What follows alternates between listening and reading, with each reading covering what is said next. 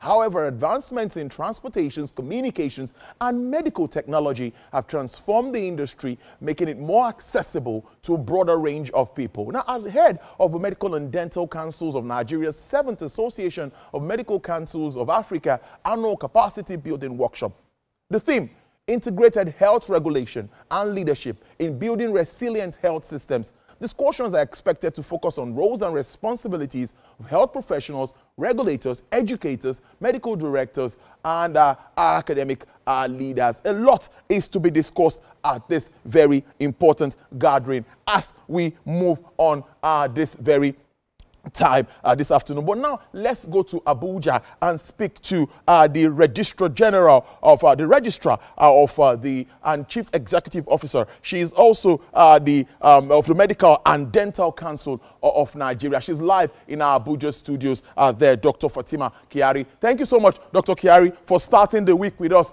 on Business Nigeria. We're starting on the medical note. Thank you so much for being our guest. Thank you very much for having me. Good afternoon.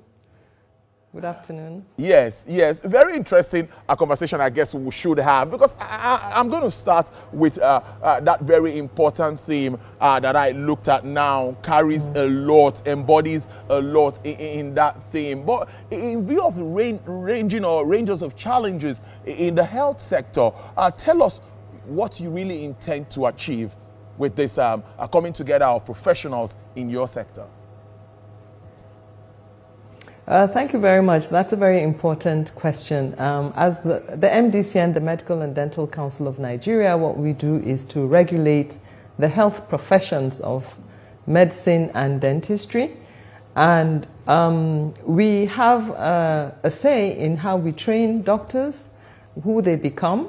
You know, that is the institution. We have to approve the institution, we approve the course, and we approve the degree, so to speak, you know, or the qualification.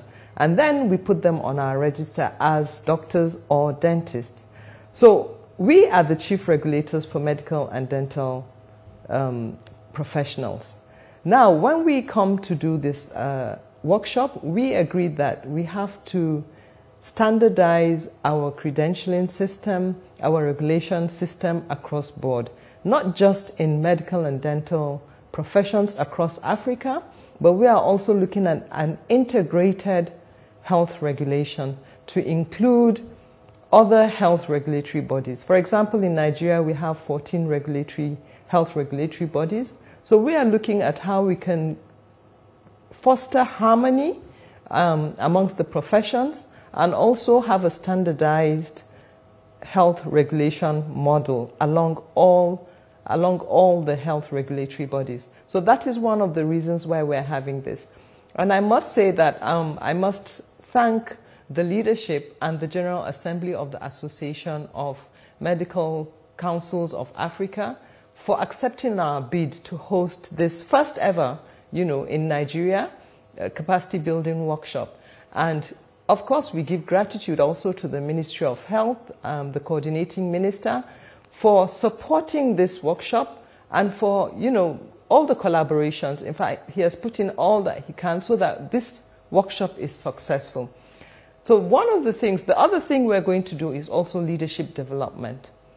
And this strengthens, our aim is to strengthen leadership in health training institutions. So we have the chief medical directors, we have the provosts, we have the district, or, you know, the state medical services, the directors of state medical services and other regulatory agencies, to enhance them, empower them to drive systemic changes. And when I say systemic changes, it's an ever-evolving healthcare landscape. So how do we adapt to these changes? And this also now gives us the working towards the resilient health systems by developing strategies together, by developing protocols. I just came out of a session now of all the registrars in Africa, of Medical Councils of Africa. We had about 22 at the meeting. And we talked about protocols of different things, including technology, governance, credentialing systems. All this really is in a bid to restore public confidence in our doctors on one side, so that we have trust from the public, let them utilize our medical health systems, and also to improve the confidence of our doctors in terms of their data being protected, their credentialing system being easy, and then we can also prevent fraud, because the patient in front of the doctor can now be able to check whether that doctor is the ideal doctor that they should be seeing in terms of specialists, whether they're in the specialist or if they're, even actually doctors. So this is one of the things that we're really looking at in this workshop.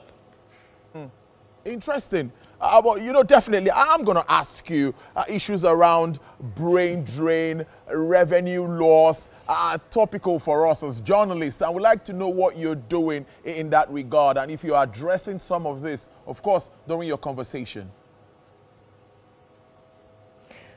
Well, I will start to look at how do we keep doctors? How do we keep doctors that we train? Because you know very well that medical training is capital intensive. It's really expensive to set up a medical school, and it's not just about the university and the equipment for training. It's also really expensive to sustain the hospitals, which are clinical sites for training. And then it takes a long time to train. 5 to 6 years is the standard time for training a medical doctor. By the time a medical doctor has graduated, their colleagues or classmates are actually working, in lucrative businesses or, receiving income. So there's a lot that goes into medical training. In Nigeria, for example, at the last time the statistics was given, it takes about $60,000 to train a doctor, And then in Western countries where standards of living are more expensive, it takes about 5 times, maybe $300,000 to train a doctor. So you can see, even though we put in a lot of resources, and most of the resources we have are actually subvented by government, our students hardly really pay for now, so it's subvented by government. And then these doctors now graduate, and a handful of them actually now go abroad to work. Now, so there is an issue of migration, and it is really a complex thing. It's worrisome. We are all concerned about it. As a as the registrar of the Medical and Dental Council, in the last 1 year, I have signed off about 4,000 doctors who have requested for their certificates of good standing, which means that they want to go to other countries to practice. Most of which is, to practice. A little fraction is for education, and they return. And then quite a number of them is to join their spouses. And that's a huge number, considering the fact that we produced just a little over 5,000 doctors in that year. So there's a lot of migration going on, and it's worrisome. So how do we cop that? First of all, it's a strain on the doctors that remain. And we need to try and find solutions so that we manage the doctors that remain. And secondly, what do we do about to block that hemorrhage? One of the things is expansion of our medical training. So we would like to increase the number of students that we train. And how do we do that? Even though it's going to probably be a strain on our current infrastructure that we have, a strain on the current human resources for training that we have. And so we need to think of innovative ways on how to prevent the strain and increase the numbers while maintaining the quality. So we are going to be looking at infrastructure development. It is part of the Minister's 4-point agenda to improve the infrastructure in the hospitals. And we are also keying into the Minister of Education's strategy on the TED Fund, high impact funding for increased infrastructure for medical education colleges, which includes also education for pharmacists, for nursing and midwifery, and also for medicine. So infrastructure development is something that we need to do to enhance our training capabilities. And then we are also going to be looking at the human resources, the trainers. How do we support them so that they can deliver the curriculum in an effective way?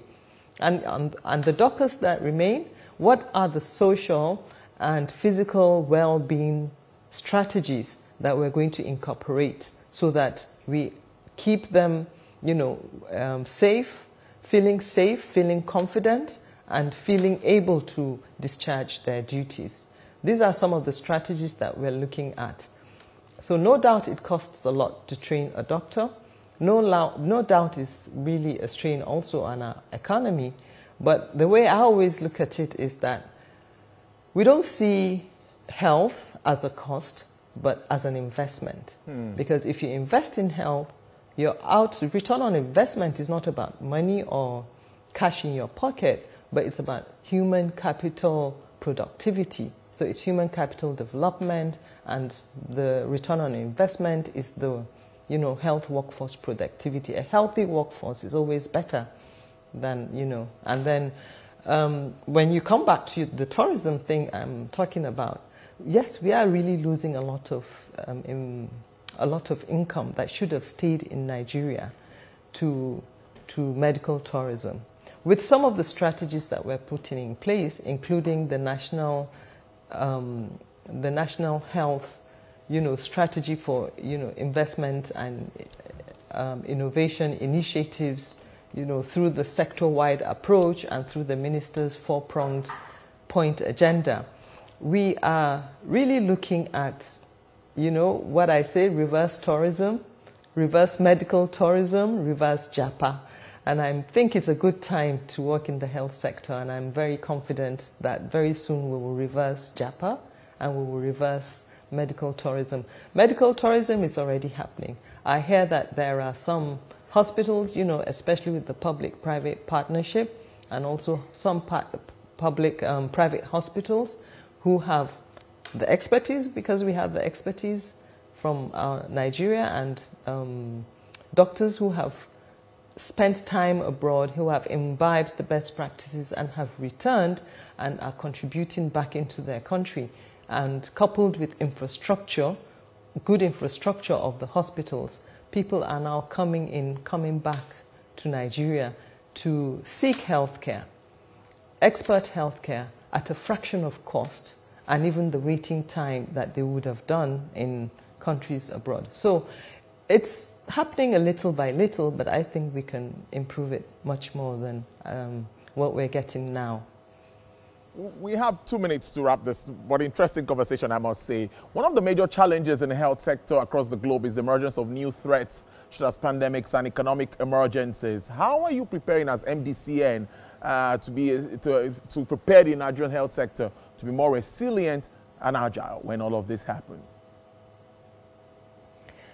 MDCN, as I say, the core function of ours is regulation. You see, it's regulation ensuring that the doctors learn about threats, the doctors learn about how they can cope with the threat, and we need to partner with agencies that are at the forefront of these mechanisms of tackling threats, which is a multi-sectoral approach.